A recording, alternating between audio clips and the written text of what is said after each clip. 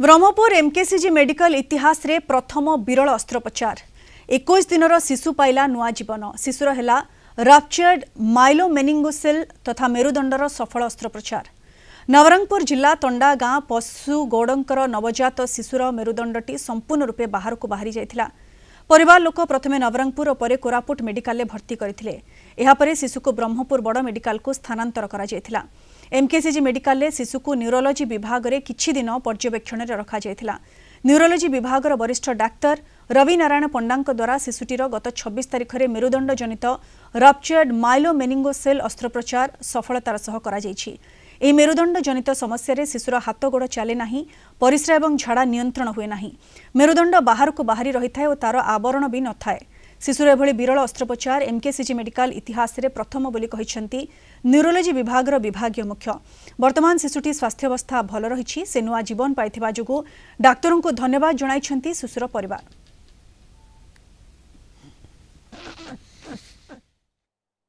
मुख्य जिनस हूँ गोड़ चालू न चालू ये पिला गुड़ाक छोट छुआ गुड़ाक इनफेक्शन होगी रप्चर्ड माइलोमेनिंगोसेल इनफेक्शन होगी मेनिंजाइटिस होगी प्राय डेथ कर जाते। किंतु ये पिलाटा रप्चर्ड माइलोमेनिंगोसेल पर आम ऑपरेशन करदेलु। मोर एनास्थेसिया टीम प्रोफेसर संजीव पात्र नेतृत्व में सहित कथबार्ता करी संतोष बाबू सहित कथबार्ता करी we have settle on and operation कलु 26 तारिख दिन। जहाँ हूँ से पिला भल अच्छी मात्र 21 दिन से ऑपरेशन होती। बर्तमान तो मसे पूरी गला अवस्था भल अच्छी। रवि नारायण सार जे न्यूरोसर्जरी एचओडी ऑपरेशन कले ना छुआटार बहुत असुविधा होता।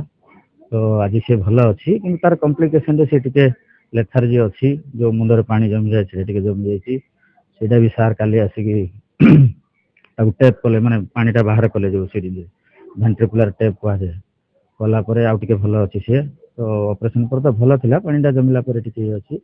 रवि नारायण पंडा सार देखा करू कहले आम करदेवी यहाँ किंतु 2 मास पर सर्जरी हे से मत टे साहस आसला किंतु छुआर परिस्थिति भल नाला सर सेटा देखने ये रखीदे जदि नबू घरे नबू ये बहुत हैराणी जीव फाटीज काले कौन हम से रखीदे यहाँ चालू चालू गोटे 26 तारिख दिन ऑपरेशन हो जाए।